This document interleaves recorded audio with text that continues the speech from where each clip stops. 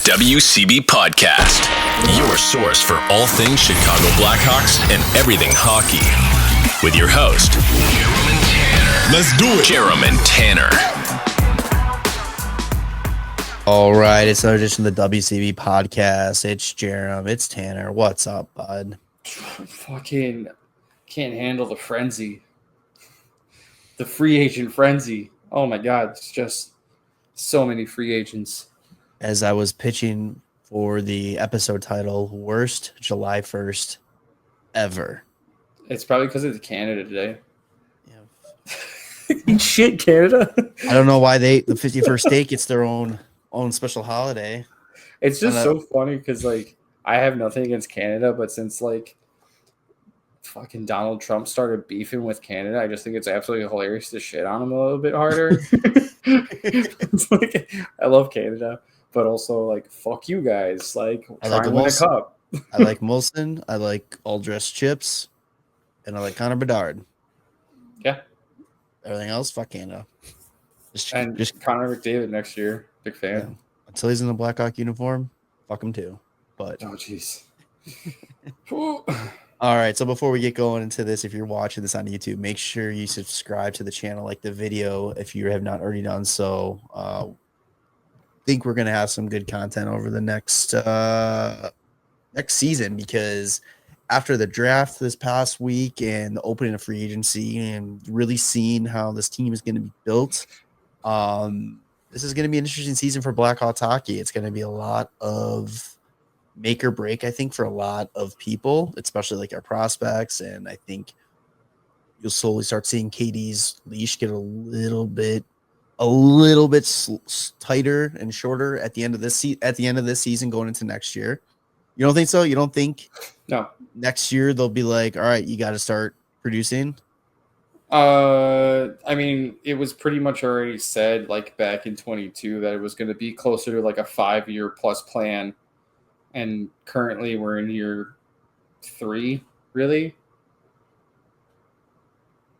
Like, if they want to stick to the plan, which is what they should do, like, they are doing, I don't think that there's going to be much of a leash pull at all, because this is still very much like earlier building stages.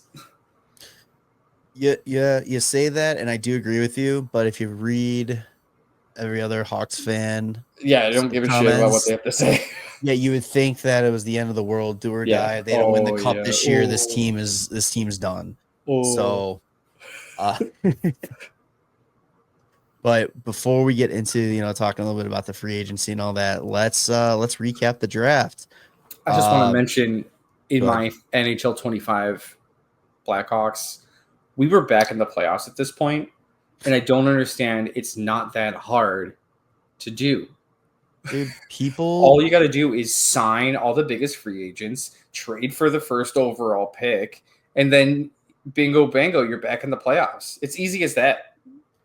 There's some comments, man. There's some tweets and stuff I'd see, and I'm just like, dude, you got to turn off NHL 25 and, let's get realistic here.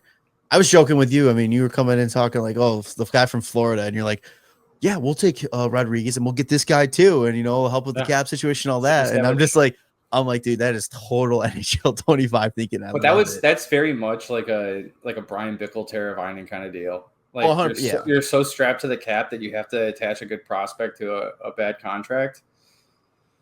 That's where I'm going. The difference is, though, I don't think Evan Rodriguez would have been a bad contract. It's they don't have any cap space. The cap space situation. So and I don't know if he would be the odd one out of like everything. I don't think you would get in that situation, because I mean, they need to move somebody to make space, but at the end of the day, like, it's not like it's.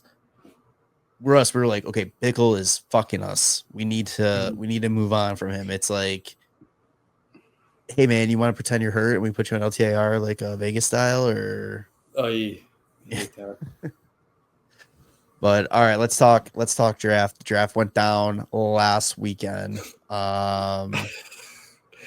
Dude, the draft format, right? That was the big thing. Dude. I just don't know if it, like, what blows my mind is they had so much time to think about it and perfect it, and it was still so shitty. Well, here's the thing that I thought was really funny was I don't know where I saw it or who said it, but I know it was said that the draft being decentralized probably gives us a good chance of having the draft be sped up a bit because there's less time of like guys having to move around and like they're not coming up and thanking the home audience and congratulating the Stanley Cup champions. 4.5 fucking hours. Dude, 4.5 hours. you have like JR, I love you, man, but he freaking gave like a goddamn speech before he even got close to saying who the Hawks were taking third overall. Like talking about the centennial season and all the alumni and this and thanks to LA for hosting and this and that and all that. And I was just like, dude, like Noli was right next to me. We were watching it and actually in my car coming back from the golf course, and he's just like, I thought they were doing this to get rid of all this shit. Yeah. I think the other I don't know. The other celebrities and stuff, they all had like their own spin on like having like something to say before announcing the pick, and just like all right. I mean, how about James Higgins though? Favorite movies, Happy Gilmore, and fucking Adam Sandler. It's pretty sick. Calls his name as Happy Gilmore. Like That's that was pretty cool. Yeah. Mm-hmm. But Hawks drafted third overall. I gotta admit, there's still part of me that was like, it's gonna be Misa. It's gonna be Misa. Like all this is build up. It's gonna be Misa. Like charts are gonna come up. They're gonna take Frondell, and it's gonna be Misa. I was so heartbroken. Hey, we're gonna show them how wrong they were to take Misa over Frondell.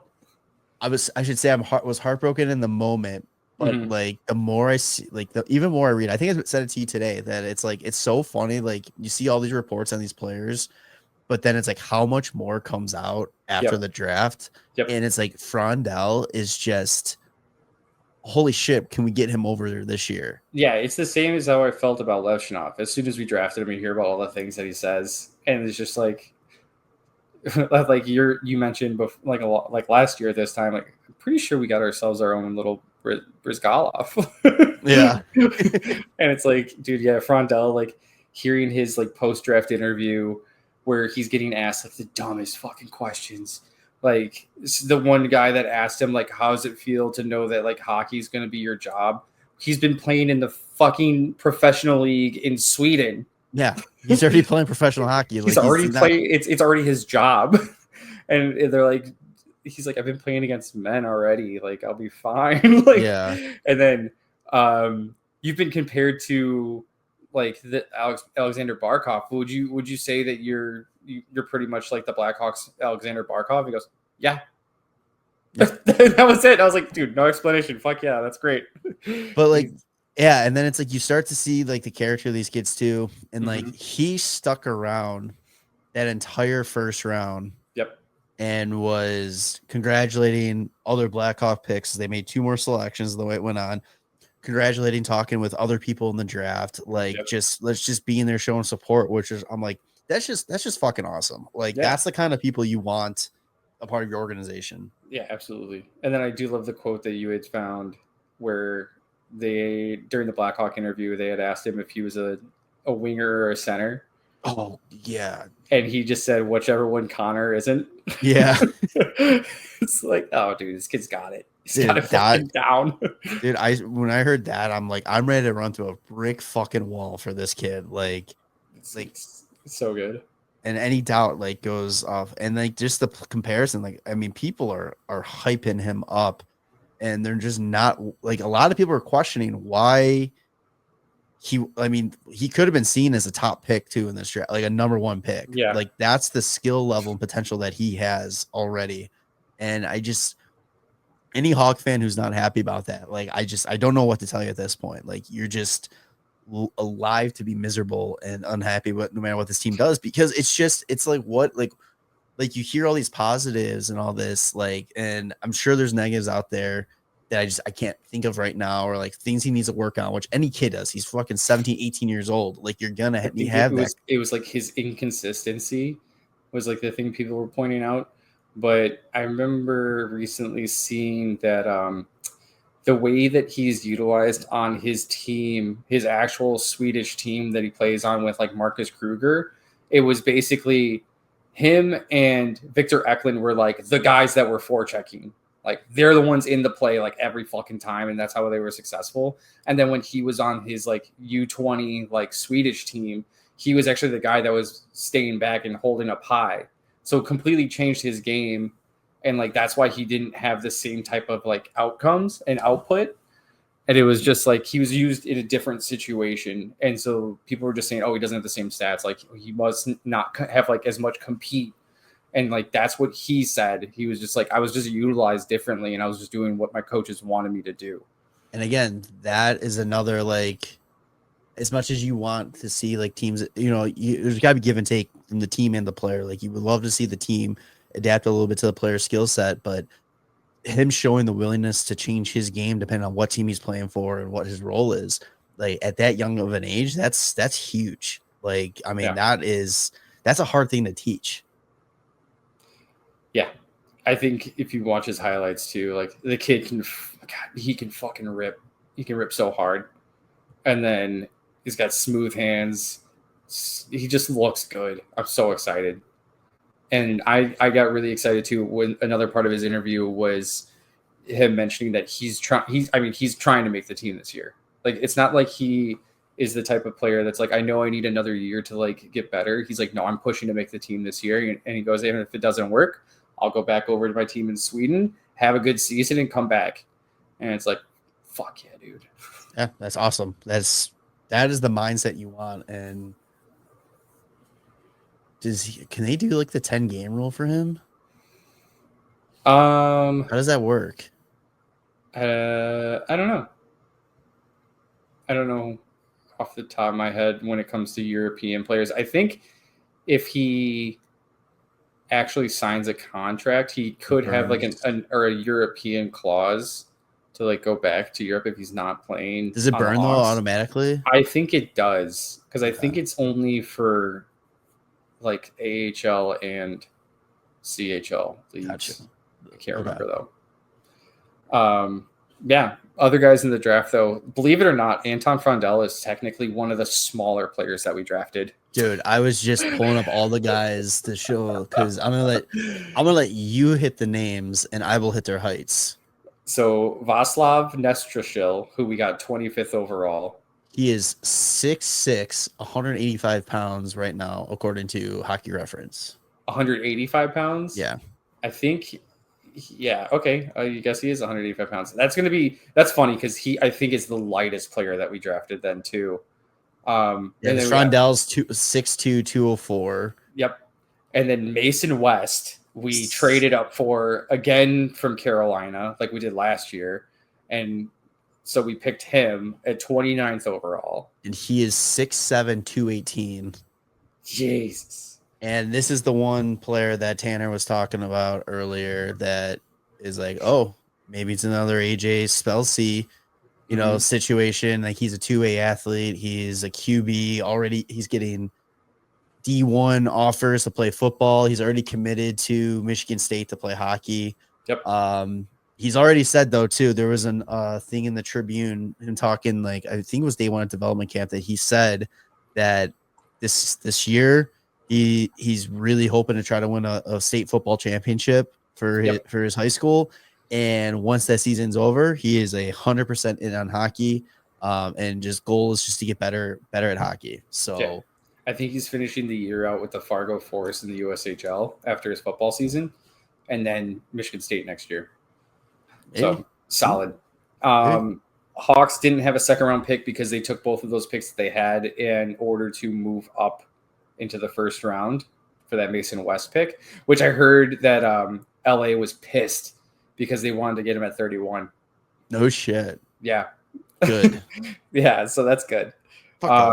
So the Hawks, then their next pick was number 66. And I believe it's Nathan Baim. I want to say Baim. Behm. So he's actually the same height as Frondell, 6'2", yep. but he's 2 pounds lighter at 202. That's why I was saying Frondell was one of the smallest players that we drafted, which is hilarious. Well, actually, let's go to Germany for the next pick to talk about size. Well, I also just want to pull up like this kid. He had a decent season in the WHL, which I was like, damn, we got a pretty good kid in the third round. I also had checked out where he was on Elite Prospects draft guide, and they had him sitting at 34 in their draft guide. Oh, interesting. And I had looked at other draft rankings, and that was like the highest one that they had him at 34. So he was anywhere between 34 and about like 60. So he was kind of pegged as going to be like a second rounder, but some almost had him pushing first round, like Elite Prospects. And I was like, oh wow, it was kind of surprising that we ended up getting him in the third round. But I mean, stuff like that is always a crapshoot as soon as you're like outside of the top like 32 ish. Okay, so fourth round, 98th overall, we had Julius Sumpf. And he is 6'1", $190. Oh yeah, he's the smallest one. He's also 20. I don't know if you saw that. He's a draft +2 year. Yeah, I saw a story about that. Like he didn't get drafted the first two, and then after round 3, he just he turned off the draft. And literally, he said right after, like within 5 minutes of him turning off the draft, his phone starts blowing up with text messages and calls, and he's like, "I think I might have gotten drafted." And he goes to his mom, "Can you look up to see who picked me?" And so That's it's like hilarious. he didn't even know. Like he turned off the draft before he found out he was drafted. Right before it. That's funny. That's really funny. I'm curious why this kid wasn't drafted before. Like he doesn't seem like he has really like bad stats or anything. Maybe he's just late bloomer. Who knows? Hawks also had 107th overall pick. That's they ended up getting Parker Holmes. He is a 6'4", 222-pound left winger who played last season with Nick Lardis with the Brantford Bulldogs. Yeah, he only had 21 games though, so he didn't play the full season there. Hawks did not have a fifth rounder. Can't remember what the fifth rounder was a part of, but whatever. But the sixth round and 162nd overall, the Hawks take Ashton Cumbie. 6'5", 216-pound defenseman. I think that was the first defenseman they took, right? That was the only defenseman they took. Yep. Oh, shit. Okay. Kid's a big boy. He had 102 pins last year in the WHL for the Seattle Thunderbirds. It's funny, that kind of went down exactly like how we thought about it. Like focus on forwards and then late round get a defenseman or two. I was hoping they would kind of load back up on defensive prospects, but that's fine with me. Like everybody seems like a great choice, especially this is one that surprises me. So in the 7th round, 194th overall, I wonder if it's because he's Russian and like maybe there's only a small chance of him coming over, but they went and got a goalie, Ilya Konarski. Which may or may not be real because they didn't have a photo of him and they just posted a black silhouette of a goaltender for his draft. No photos of him anywhere. But he's 20 years old, 6'3", 192. I mean, the size doesn't matter so much, but I just think it's pretty impressive that so he's played the last like few years in the MHL, which is like the junior league for Russia. And last season, he put up a 2.24 goals against average and a 938 save percentage with 4 shutouts in 34 appearances. And then he also spent time playing in their VHL, which is like the Russian AHL equivalent. And he played 3 games there. This is what's crazy to me too. This is very much like Blackhawk hockey from the last like 2 years. He had a 136 goals against average, a 942 save percentage, and was 0-3. Jesus Christ. I looked up how he was 0-3, and in the 3 games they played, he let in 4 goals, and his team scored 1. He'll fit right in. Yeah. If it was the last 2 years, he would have fit right in. And hopefully it's gonna be different this year.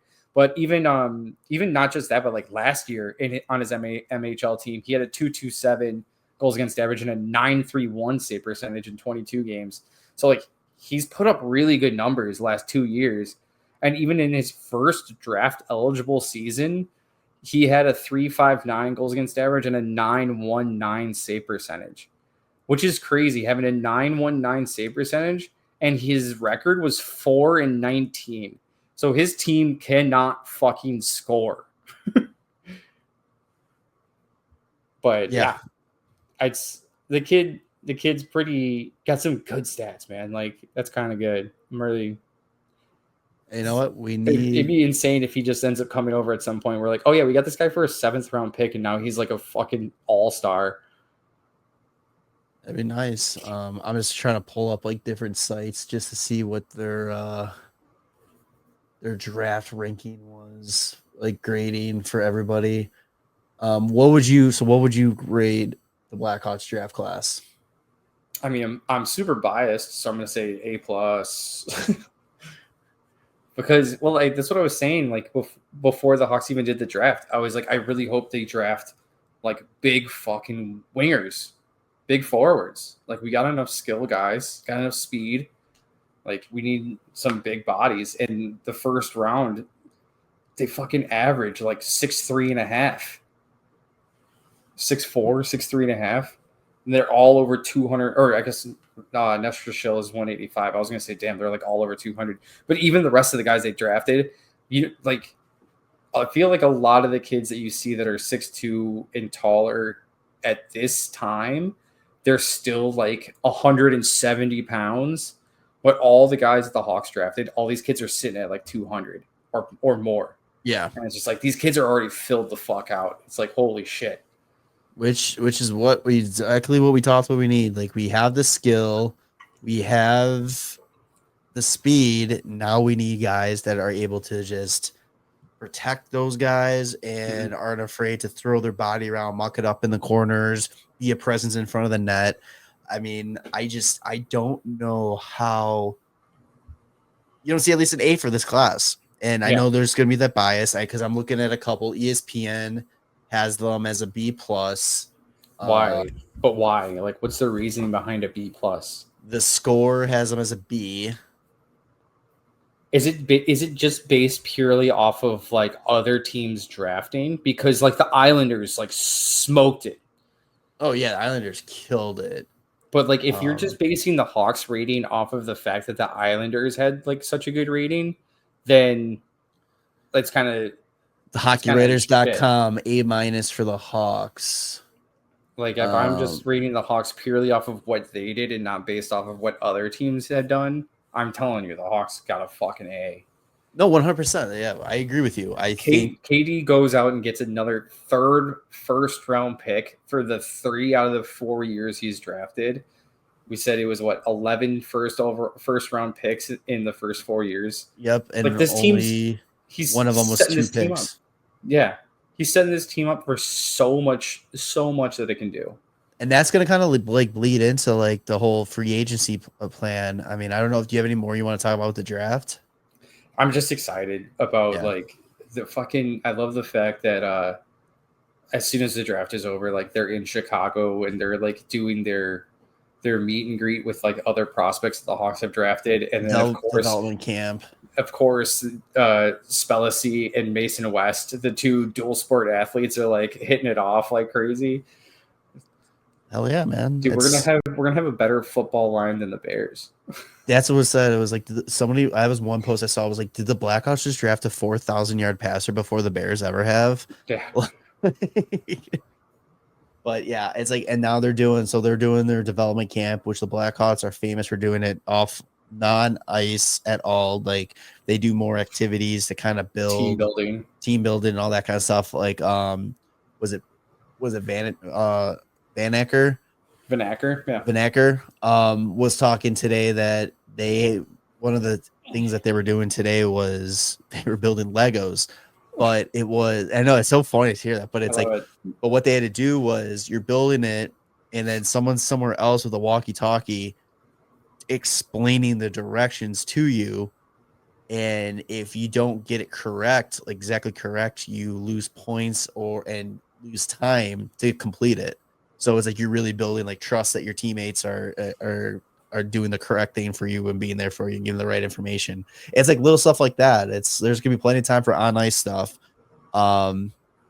like there's no reason to get them on the ice right now and force anything. Yeah. I mean, I'd love to see some on ice stuff, but I do like the team building stuff that they do. I'm sure they're going to end up doing like the cooking challenge because they did that the last 2 years. Oh yeah, which is just hilarious. So hopefully we'll see a lot of these guys at training camp too. Yes. Yeah. And especially like the guys that we drafted before, getting them at training camp and seeing how they look, see if there's any surprises. Like I'm going to bring it up again, but AJ Spellacy was a huge surprise last year out of training camp. And like it was what it seemed like this close to making the opening roster, right? Like, geez. Yeah. He's definitely on my list of guys I want to see how he, after his like run last year with training camp, how he took that into a season and where he's at now coming to training camp this year. That's going to be very good to watch. Yeah, I'm excited for Lardis to see, after that monster goal year, like, is he going to be able to get that to just continue and possibly push for a spot on the Hawks immediately? For some reason, I think he's just going to be a Rockford guy to start. Like, I don't think he's in the plans. No, I know, but it'd be awesome if he like forced their hand because like it just gives me like Alex DeBrincat like vibes just because of like having a monster fucking year and then in the OHL and then coming in and putting up like 25 plus goals. Like Brandon Saad when he first came in, like he played I think 9 games because he was just impressing the shit out of the team before they sent him back to juniors. But yeah, I mean, there's a lot of opportunity there to force the hand of being, if you're not on the open night roster, you being the first call up when the time comes. Like there's a lot on the line this year and a lot of opportunity for a lot of these young kids, and I think that's it's going to make it so much better, and it's going to make really at the end of the day, taking what is going on with the free agency and all that, it's going to be easier to take that pill knowing what it's doing for your young prospects going forward. But before we move into that too, what did you think about finally seeing the Centennial jersey up front, like during the draft? Like you saw the players actually wearing the Centennial jersey. Like we saw a mock-up of it and like photos of it during the day beforehand. I mean, subtle changes, but I mean, it's kind of hopefully adaptive for going forward. Yeah. I just wish you didn't have the ad patch still. Oh, dude, I pre-ordered mine and I forgot to uncheck that for the ad. Yeah. And I emailed them. I was like, don't put that shit on. I literally said, I was like, don't put that shit on there. Get that trash off of there. But no, what I really liked about it, it's such a minor detail, but I like they got rid of the white and it's just black now. I think that looks so much better. I didn't even notice that. Yeah, the collar doesn't have any white. I'll have to look it up. Yeah, and the gold trim around the numbers and all that. And yeah. So it's going to be, I mean, Centennial, I think there's going to be a lot of cool stuff going on. It's a black collar, huh? Yeah. I think it just looks better. Ugh, that fucking ad patch is stupid. I like the Stanley Cup ears under the seam in the backside. Yeah. I will complain. My biggest complaint to the Chicago Blackhawk organization is that I had to type in a Monte 10 for an alumni jersey, but you could get every single player that has ever played for the Hawks and every single number that they've ever worn. Like they had Jalmerson 41. Really? Yeah, it was so weird. I'm like, why? But you don't have a Monte granted, what your opinion is on him. He was arguably one of the best goal scorers in franchise history. He's up there on the goal scoring list, and you don't put him on the alumni list. It is a fact. Look it up, Tanner. Don't give me that shit. Did yours heat pressed or pro stitched? I did pro stitched. Oh, you're crazy. It only came out. Yeah, how is there no Monte? There's fucking Matthew Barnaby. It's so weird. There's 3 different Belfours. Like, I just don't, unless Amonte's like, keep my name off of your shit. Yeah, okay. But he's listed under the vote for the Hall of Fame or whatever, the Hawks, what are they calling it? The hall, whatever they're calling it. Yeah, but you could vote for him on there. So it's like you can vote for him, but you can't get him on a jersey. You can get so many people. Yeah, it's insane. You can get Hasek in 2 different numbers. Yeah, but no Amante. It blew my mind. Oh, you know what's really frustrating? I'm looking under alumni name and I saw John Merson and I was like, wait, what? It's like, oh yeah, that's right. It's not on the Hawks anymore. Fuck, it's stupid. Chris Kunitz? Oh my god. Yeah, that doesn't make any sense. Where's is it under Tony? You get Tony. You get Marty Turco. Yeah, like it's so funny. Versteeg. Like, both of his numbers. Yep. That's funny. I wonder if he's gonna get one. Yeah, but anyway, that was just my little rant today. But I'm super excited for that jersey to come in. I'll do I don't know, maybe do a little video or social, just kind of showing the details up close. Yeah, that'd be cool. Not gonna get till September though, so I did want to mention one other thing about the draft that isn't Hawks related, but I thought it was absolutely hilarious.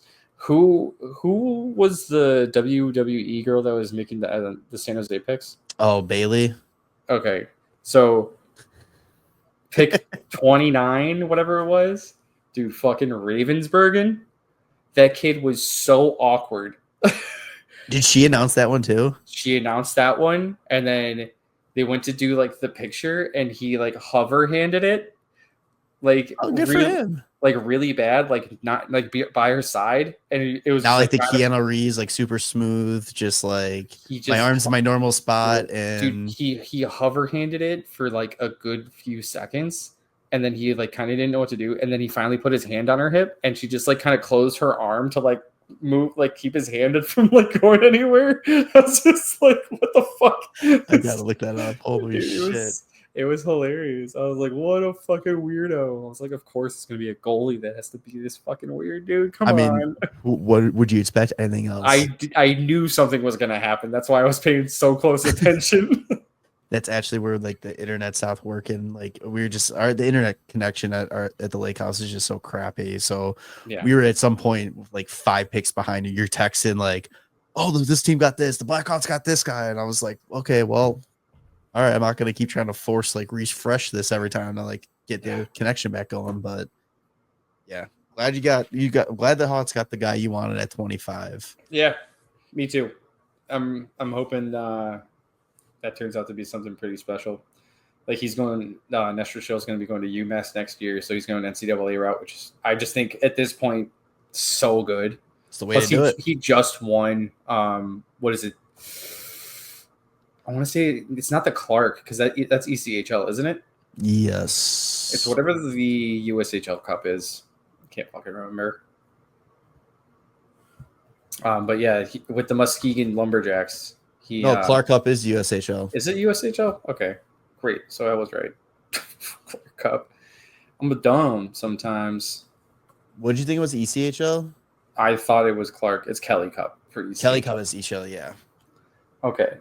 Anyway, I didn't watch any of day 2 of the draft because my son's birthday. So that's okay though. There, as far as I know, as all the hype for the draft though, oh, there's gonna be so many moves. There's somebody might trade out of the top 10. Nothing, fucking nothing. The thing is that it's they hype it up every year. They hype it up and it never happens. And I think this year was even more of a no shit, nothing's gonna happen because of the salary cap increase. It's the same reason why free agency was so dull. The start of free agency was so dull today. Is because teams aren't strapped now. It was the same shit I was saying about the Frondell possibly going to. It's dude, it's just people trying to stir shit up right before the draft every fucking year. Every year, dude. Especially when Lining. Oh, Lining might go 1. He might go 1 over Matthews. No, he was never gonna go 1. Not a chance. I think this was the only year though that you could actually I can see. Okay, I'm okay, yeah, I can maybe see this player going in front of this player. Like I think Slafkovsky was like the first time like the rumors at the end of the very, very tail end actually came true. Yeah. But like I think it was like this was the draft that it's like if Higgins would have went 1, if Frondell would have went 2, like I would not have been shocked just because of the way that they were talking about like the connections and how these like the connections to the team, like Higgins with the Islanders. I'm like, okay, I could totally see that. Yeah. And technically the Islanders really don't need to go, top available. They could go hometown kid who is still a top 3 prospect who somehow dropped 7, but that's neither here nor there. Dropped at 8. Oh, he dropped to 8? Yeah, it was 8 to Boston. What was 7? 7 was... Oh, wait. Wasn't it? Am I stupid? I thought it was Higgins at 7. Wait, was Boston 7? Fuck me. I'm dumb if that's the case. Draft. 7. Yeah, 7. you're right. Yep. Fuck. But it's like he drops to there, and it's like, but honestly, I could have thought any of those guys, like, there's 5 guys that could have gone top 3, like, yeah.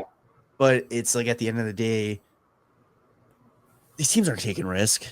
Like they're not gonna go crazy off the board unless you're the Anaheim Ducks last year. But still, it's like they're not gonna take risks. They're gonna take best available because it's the safe move, and it's easier to be like, okay, we took this guy, he didn't pan out, but it's like, look, he was the number 1 prospect. He was the guy there, and it's like, cool. You could look back and like, oh, who, like how with the Hawks every year, it's like, especially the year they drafted Jet Skilly, and they're like, okay, well, they could have had Kopitar, they could have had this guy, they could have that guy. It's super easy to do that, like 10 years later, but it's like, in the moment, we said it before, you don't know what these kids are going to do. And again, they are kids. They're 17, 18-year-olds who are still developing and are going to change a lot in the next 2 to 3 years before they actually make it to the NHL. Yeah. It's a crapshoot. You're literally playing the lottery with kids. Yeah, dude. Like play lottery with the children. Phrasing probably, but I don't know. God love it. So let's talk free agency. Oh, what is there to talk about? Well, this is probably gonna be a very short episode because there's not much to talk about. Everything happened before free agency started. There was no free agents. No, the cap went up. Teams had money. They liked their players, so they were able to go and re-sign them before free agency opened, or they were able to go and sign them right when free agency started, i.e. Brock Besser, which that was a weird situation. Yeah, that's so strange. But yeah, I mean, Marner gets dealt sign and trade with Vegas, and again, I think that whole situation with Toronto was so ridiculous. I mean, they maybe had. I was reading that they believe that Vegas was talking to him since last season when he stopped talking to Toronto about an extension. But it's like at the same time, I still think it's so ridiculous. Oh, we'll sign and trade him to you, but if you don't do a sign and trade where we get something back, we're gonna file tampering charges. Yeah, blackmail. I love it. It's like, dude, everybody blackmail or everybody not blackmails. Everybody tampers. Blackmail. Why do you think there's like every year except for this year there's 20 trades or signings announced within the first 5 minutes of free agency opening? I don't know. Are these GMs just really that good at guessing what these players want, and the players are just like, yes, sign it? That's exactly what I was looking for. That's why there was so like little chatter going on for the first like half hour of free agency this year. Yeah, somebody, it's like J Fresh Hockey that does like all those like player cards was like, can we just go back to letting the teams tamper because this is really fucking boring. Well, even if there was like tampering, like there's no big free agents anyway. Like it was going to be boring. It was a bad draft. It was a bad free agency class to begin with before anybody re-signed or was traded or all that. Or kind sign and trade. There was a lot of sign and trades this year because there's only really been one before that, which was the Matthew Tkachuk. Yeah, you had Marner sign and trade. You had Keandre Miller sign and trade. Both 8 years. Marner got 12 per. Keandre was what 7.75. 7.5, just 7.5.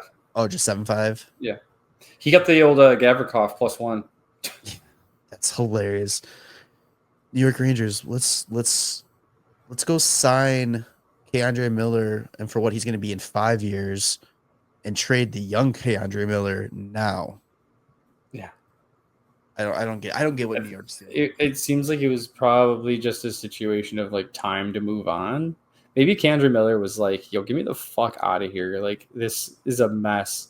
After that whole thing with the Zoom, after he got drafted, he was Oh probably god, like, dude, yeah. I wasn't even thinking about that. I was just talking about like, you know, trading away your captain for peanuts, getting rid of Kreider at this point now too. Just like the turnover and like how they forced people out. I'm sure he's probably like, why would I want to fucking sign long term here? Like yeah. if I could just get forced out so easily, like fuck that. Plus, the Rangers have like one of the highest taxes. Did you see? You remember seeing that fucking chart? It's higher than Canada. Yeah, it's so bad. But yeah, so a lot. Any deals that stood out to you before we talk about the Hawks a little bit? Dude, Christian Dvorak making 5.4 for 1 year in Philly. Wait a second. Ooh, Nolan Foot, isn't that the no Cal Foot? Wait, which Calfoot.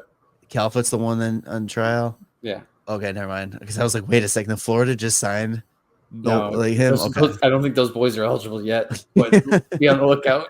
I was like, what the hell? Yeah, according Oh, to didn't they have the verdict for that yet? no, the 24th, Oh, I thought that was like of June. July 24th. Mm. So could be coming. But yeah, there's a lot of depth. I'm like scrolling through the list here, and there's really nothing worth. Oh, Blackhawk legend Matthew Highmore, New York Islander. I guess like Vancouver was kind of weird. Like they went and they extended Demko, which is hilarious because they 3 by 8.5. Yeah, they had already extended Lankinen, so they're going to spend $13 million on goalies for the next 3 years after this next season. Plus, they have Archer Shilovs, who I think I saw somewhere it was mentioned he had won like the MVP for the Calder Cup playoffs. Yeah. So you have an MVP goalie that needs a new contract after next season, but you have goalies signed for 3 more years after that. So good job. Yeah, it's the same thing with Florida or not Florida, New Jersey. They have that was it Dews? Or they have a goalie like Dawes? Dawes, yeah. I couldn't remember if it was an E or an A. But they have like a young goalie that's coming up, and then they go and just sign Jake Allen for 5 years. Do they have Dawes? Yeah, wasn't that their? Oh, Nico Dawes. Hey, he's right there, 24. Yeah, the Jake Allen thing is interesting because I was listening to what is it like the CHGO podcast or something? I think it was that one when they were mentioning that like you see Jake Allen's contract, you see Brad Marchand's contract, like they're long contracts for guys that are like old, and it's kind of like, are the teams taking advantage of the current CBA for these contracts, like knowing that like when these guys can't play anymore, like they'll just be LTIR'd still? Because I don't know if that's like possible, or like Yeah, I don't know. Like they're front loaded contracts that you can then just buy them out because the cap's going to go up so much by the end, like near the end of these contracts, that it won't really hurt the teams too much. But it's just a way of like getting these guys to sign deals that have a low AAV, but like they can still get paid. It's kind of crazy. It's kind of weird. Lars Ellers is still playing. I don't know. I feel like he's been gone. Yeah, he just signed a 1 year with Ottawa. I think the biggest what the hell's going on is LA. LA. LA. Corey Perry and Cody Ceci. Cody Ceci for 4 years at $4.5 million. Like, what the hell? That tweet I sent in the group chat was so funny. It was like, the Corey Perry, I thought, couldn't be. I thought it could have been a lot worse. You know, for all I know, they could have been stupid and signed Cody Cece. Yeah, I mean, it's funny because like I think Cody Cece is just the Nickelback of the NHL, where it's just funny to shit on him, but like the teams really value him, which I don't get. Like, I don't think he's that great. I mean, I don't know. I just know like it was always really funny because when he was back on like Toronto, it would always be hilarious to see like people making fun of like, oh, here comes a Cody Cece shot, like better duck and get out of the way because it's not going to hit the net. Like that was like the fucking thing to like joke about.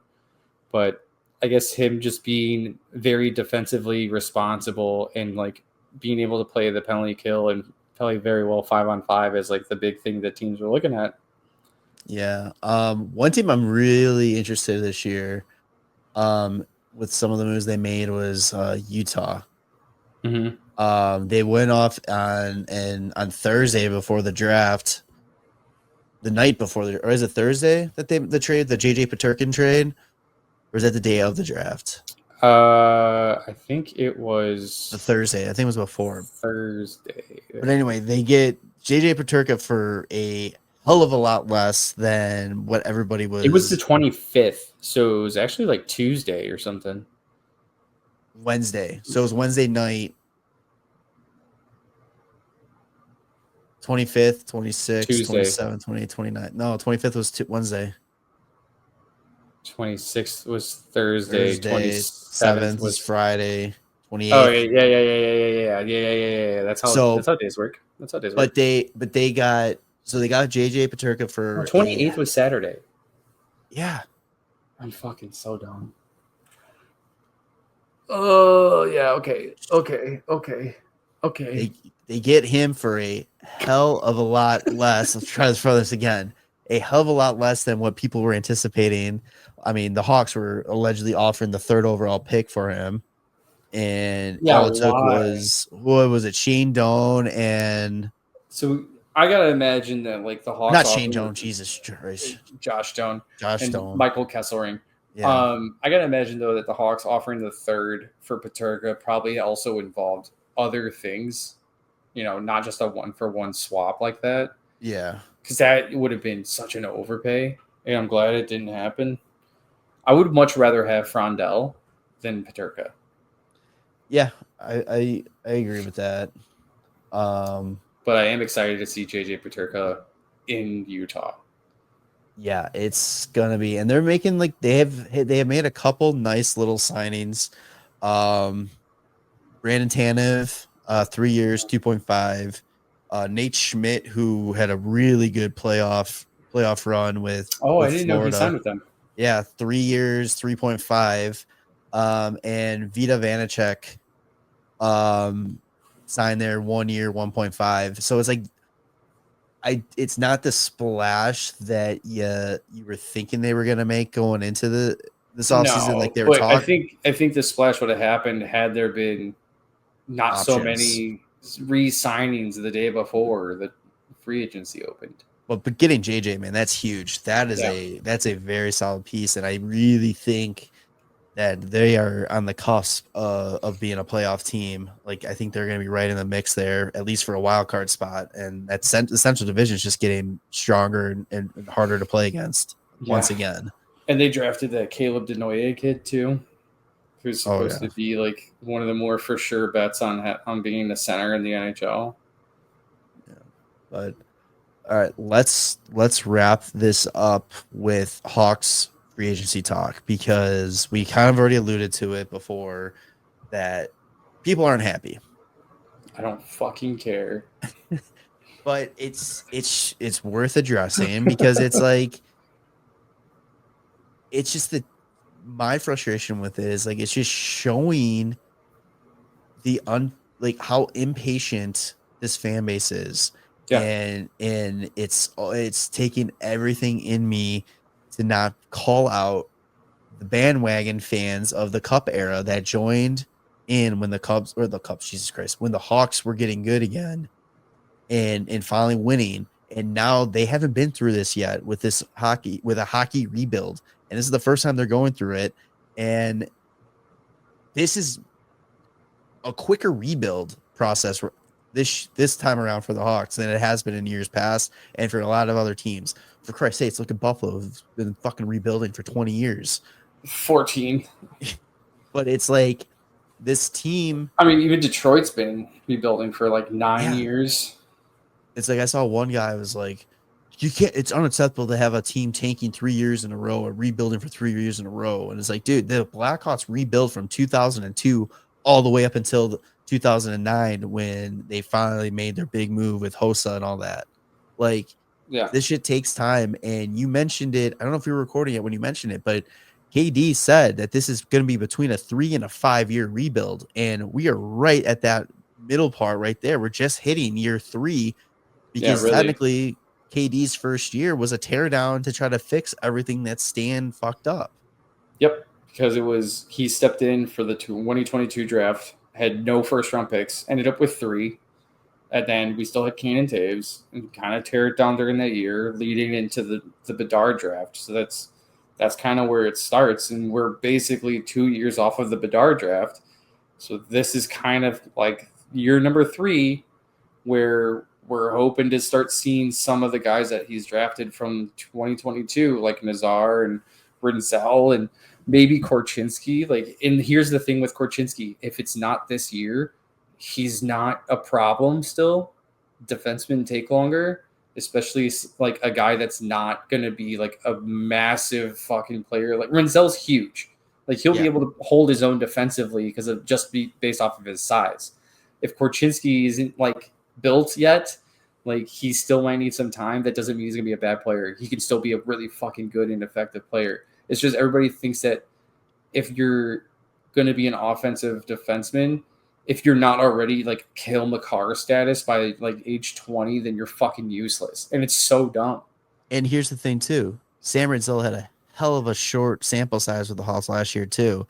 There's a big chance that once he gets a full season under his belt where he's actually a part of the grind of an NHL season for the first time, he might struggle too. And that's okay as well. If he's got to go down and get a little bit of a reset in Rockford, so be it.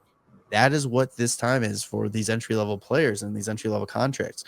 Especially defensively, we have so many guys that we can be like, all right, next man up.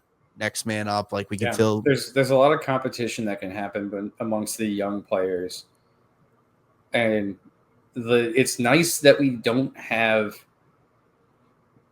like, we didn't make big splashes where we're putting a lot of money on the table for guys that need to have roster spots because of how much they're getting paid. Because if the veterans or like the older guys on our team aren't playing well and the younger guys are playing better, like it's going to be a lot easier to just sit those guys and let the young guys play than if you were to go out and get like a Nikolai Ehlers or Brock Besser, and you're paying them $7.5–8 million. And if they're not performing, like what the fuck do you do? Like you're stuck with $7.5–8 million just doing nothing for fucking 6+ years.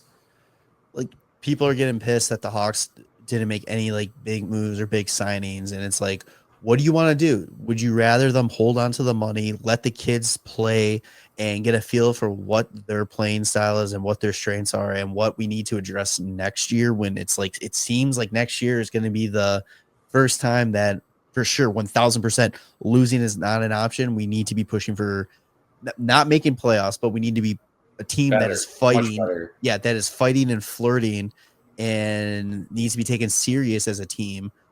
Or do you want them going out throwing money just so you guys can say, oh, we made a signing, like a fucking Tanner Janos getting 5 years at 3.4, Cody Ceci 4 years, 4.5, or those like any of those type of guys, or what was it, Connor just Brown? Go and be like Nashville, like fucking bang, bang, bang, like making huge signings and then being dog shit. The thing that kills me is that everybody complained about Stan. And I was one of them, but they complained about Stan because of the contracts he gave out. Mm-hmm. So you don't like the idea of throwing money just to throw money out. And now KD isn't doing that. Last year, it was understandable why he did what he did. The last 2 years, because you needed vets on the team that are going to be able to be around and take up roster spots that the prospects aren't ready to take over yet. Didn't work out last year. It felt like you were taking the next step. It didn't work out that way. Well, now we got a coach, an actual coach that as experience and hopefully can take that next that was step. the biggest thing that we needed this offseason was an Right. experienced coach. And we went and got what I feel like is probably the best coach for the situation that our team is currently in. I agree 100%. But then it's like KD's not making those signings because he wants to. I mean, he talked about it in his presser at the development camp that it's like he didn't want a log jam for the young kids. Like he didn't want to bring in veterans that are going to need spots to play when you have these young kids that you're trying to evaluate and kind of see where they're at and if they're going to be a realistic option going forward long term or like short term or long term where you're going to need to bring in somebody to fill in the role while they go and get the development that they need in Rockford or something like that. It's just like I don't understand this whole throw money or being pissed about not making moves. This class wasn't worth it. Yeah. I mean, even if Marner hit free agency, I still would not have wanted them to throw that money at him because it just wouldn't make sense for where this team's at right now. Yeah. There's making the right moves and then there's making moves just to make moves. And it really doesn't seem like there was any right move to make. The only thing I hope that they still end up doing is signing like another veteran defenseman, which would make sense. Yeah, I agree. Or also, I mean, I kind of mentioned it too earlier today that, I mean, they don't have to sign anybody. They could wait till we get closer to the season, and there's going to be teams. I mean, there's already 3 teams right now that need to make moves to get under the salary cap before the season start. Hawks can take advantage of that situation. I was just thinking like it would be pretty nice to have a guy like, I don't know, Brent Burns pop the Hawks sweater on and have him on a 1-year deal. Just be like, hey man, like trade deadline, we'll get you to a team that's competing, but like for the start of the season, and like you basically are going to mentor Sam Renzel. Like that would be just so like fucking perfect. I wouldn't hate that. I don't know if he would do that. I mean, he would be able to get paid more on the Hawks on a 1-year deal, and then get moved at the deadline to a team that's competing. You know, with do we have any retained salary space? Yeah, we have 2. 2 again. Okay. Yeah, it's just Seth Jones that we're retaining on right now. That's right. Okay. So yeah, I mean, you could do that. I mean, it's an option. I don't know if you would want to do that or if you would want to go to a competitor right away, but I think coming to here would make more sense because the risk of going to a competitor right away is like if that team falters and fucking sucks, Nashville, Rangers, one of those, then you're pretty much just stuck there. Yeah, so you could come to Chicago, get a good pay bump, or get better ice time than likely on a competitor. I didn't realize he was 40. Jesus. Yeah, he's 40. But he's fucking ripped still. Dude's a monster. What are like the exotic animal laws in Illinois? Will he be able to bring his farm with him? I don't think so. Unless he's living downstate. He might have to live in Indiana. I just think my message, not that like, I mean, who the fuck am I to like be like, okay, listen guys, like fan base, whatever. This is what it's supposed to be. But no, it's like sit back and breathe, because this stuff is not going to be changed overnight. And I personally have felt that since Connor Bedard was drafted, this team wasn't going to compete until his first contract extension was signed. I think they wanted to get to that point, get all the prospect pool you can bring in, and then you get his contract taken care of, and then it's like, all right, we know what we got. This is what we have in our system. Let's go and get the big pieces let's go find our Marian Hossa. Let's go, go find those pieces that are get going. And for the people that are like, well, we need to be bad for McKenna still. And it's like, we talked about this last week. We can still finish between as low as 10th worst record in the league and still be eligible for McKenna. Yeah, I was saying like if the Hawks had a 10-point or even a 20-point improvement, we're still like bottom 7 in the league. Yeah, so it's like based off of last year's standings.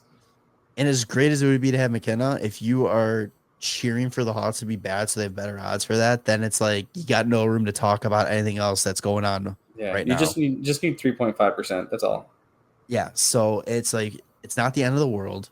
KD, while many people think he doesn't know what he's doing, he doesn't know he's doing his job, and he sucks at his job and all that. It's like if he would have gone and thrown money out today, I would have said he sucks at his job. He needs to reevaluate. The Stan Bowman pressure signing of trading for Seth Jones and then signing Marc-Andre Fleury or trade for Marc-Andre Fleury and doing all that to try to like, increase the window and mortgage the future. Our future is good now. We have one of the deepest prospect pools in the league, I think. Like we are next man up right now based on like, how deep we've drafted in the last 4 years. It's a great time to be a Hawks fan. You got to just fucking relax and let the process go. Yeah, it's try not to be so impatient. Like I think it wouldn't be as bad if all the other Chicago teams weren't shit at the same time. But like the way that rebuilds work in hockey is so different compared to like football and baseball and like basketball. I don't know how many people are just like fans of all Chicago sports that are just like, how come the Hawks aren't making big moves? Because like that's not how you have sustained success in the NHL. Like that's how you could do it and like, be good for just a brief moment of time. But if you want the Hawks to be good for a long period of time, we just have these few years where it just kind of sucks. I know people disagree with it, but I believe dynasties are built through the draft. Yeah. Like you can't win without big. They're built through the draft and then also making trades with Buffalo. But it's like all these like, to be good long term, it's like, yeah, you need to be able to go and take the chance and spend the money and sign the big free agent and all that. Because like look at Florida, like the team they have right now is all through trades and free agent signings and like that. But it's like you want to be good for years and years and years. Like look at Detroit for as long as they were good. Look at Pittsburgh and as long as good they were. Like they got to a point where they built up their farms, their prospect pool deep enough. And then there was like, all right, time to just focus on signing. I think Detroit was a bad example. You think so? Yeah, because Detroit didn't have a first round pick for like 14 years. But I'm saying though, they would trade it away and they would like. But they would still have their prospects main core, they would have their main core and then they would be able to like adapt around it and then they would.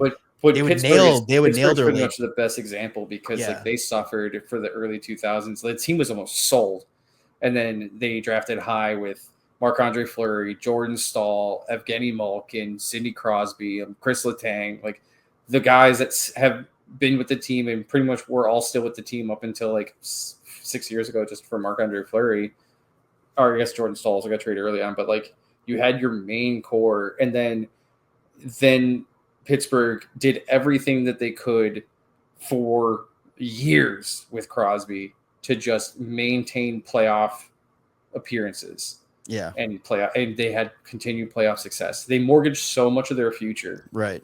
That like that's why they're kind of in this shit now. But it's like if you're a Pittsburgh fan, you kind of take it. You had 3 cups with Crosby. You still have him. He's still fucking good.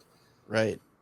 But yeah, and it's like you can afford to do that, mortgage your future a bit when you take time to build up your prospect pool, which is exactly what KD and the Hawks are doing right now. And it's like after this year, I mean, after next draft potentially, I mean, our prospect pool is going to be so deep that we're probably going to end up having to trade some of the prospects because there's going to be no space for them going forward. No, I mean, we can't have 2 NHL teams. Yeah.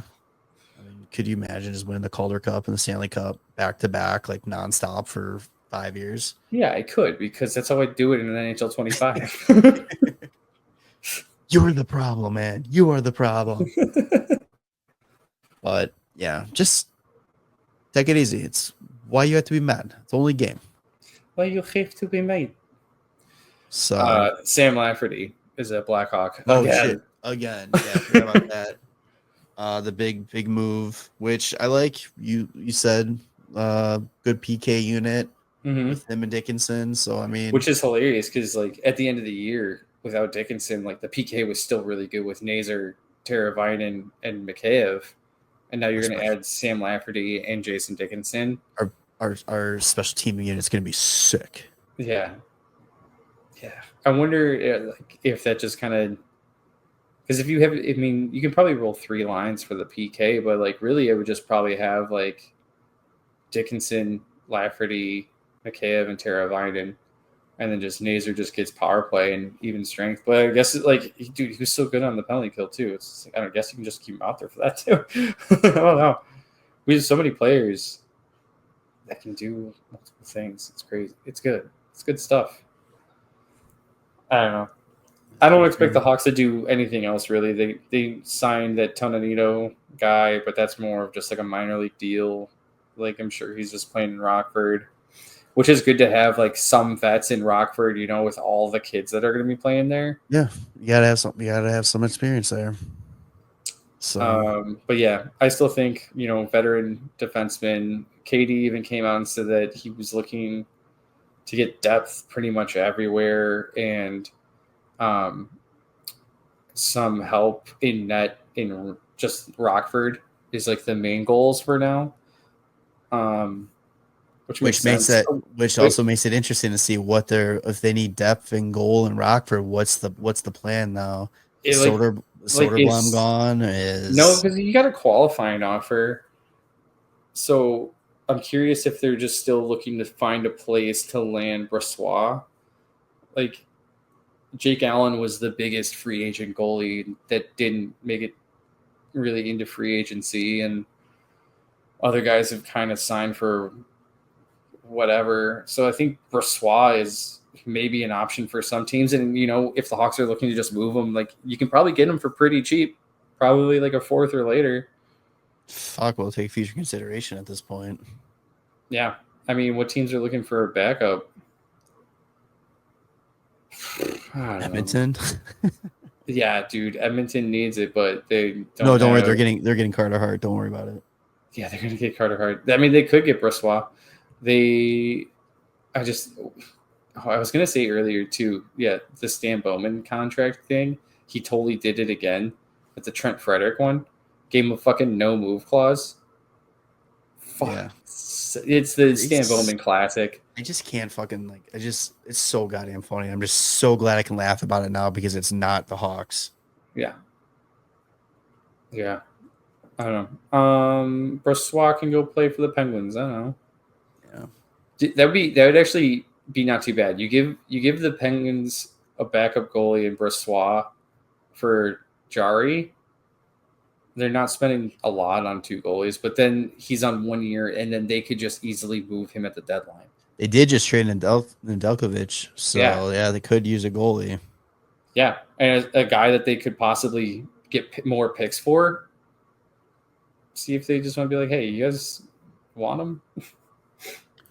Brossoit for EK65 at 50% retained. Done. Fucking done. Let's do it. Get EK here. Kill 2 birds with 1 stone. It's just Carlson has 2 seasons left on his deal. I don't know. Does he have 2? Never mind. Yeah. I thought last year was 2. Never mind. Okay. Yeah, if it was 1 year, it was a different story. If it was 1, I would be like, although would you take him 2 years at what, 5? Yeah. Yeah. Dude, I just love Erik Karlsson. Absolutely. I think you said it last week. I forgot who you were saying about, but it's like we didn't get our Phil jersey and Chicago Blackhawk jersey, so now we can get our Erik Karlsson. Yeah. 100% would do that. All right. Well, I put that out in the universe. So let's hope it happens. I'll call Katie and let him know. Hey, give him Karlsson over here. Toss Florida's 1st round pick because Florida's going to be in the Cup final again next year anyway. So it's not like we're gonna fucking. Oh yeah, yeah. I guess we could give him a pick. Give him Brossoit. Take Erik Karlsson off their hands.